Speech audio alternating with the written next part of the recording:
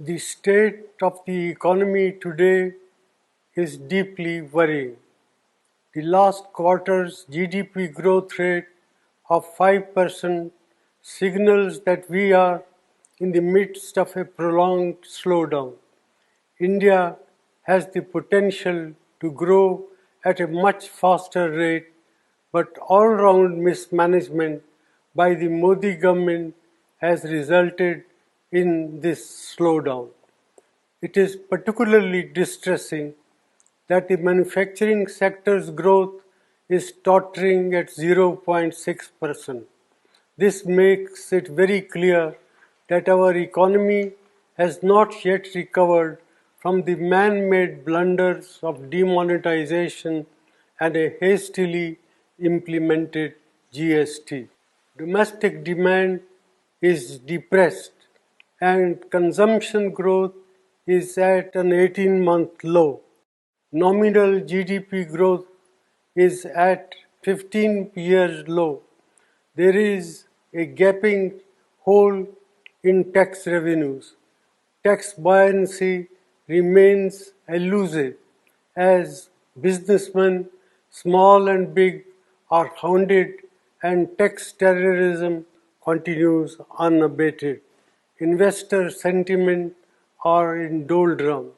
These are not the foundations for economic recovery. The Modi government's policies are resulted in massive jobless growth. More than 3.5 lakh jobs have been lost in the automobile sector alone.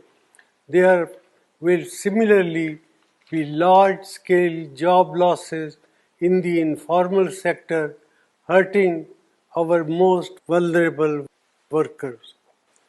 Rural India is in terrible shape.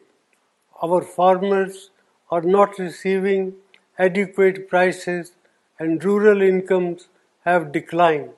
The low inflation rate that the Modi government likes to showcase comes at the cost of our farmers and their income by inflicting misery on over 50% of India's population. Institutions are under attack and their autonomy is being eroded. The resilience of the Reserve Bank will be tested after its record transfer of rupees 1.76 lakh crores to the government, which claims that it does not have a plan on what it will do with this windfall. In addition, the credibility of India's data has come under question under this government. Budget announcements and rollbacks have shaken the confidence of international investors. India has not been able to increase the exports to take advantage of opportunities that have arisen in global trade due to geopolitical realignment. Such is the state of economic management under the Modi government. Our youth, our farmers and our farm workers, entrepreneurs and the marginalized sections deserve better. India cannot afford to continue down this path. Therefore, I urge the government to put aside vendetta politics and reach out to all sane voices and thinking mind to steer our economy out of this man-made crisis.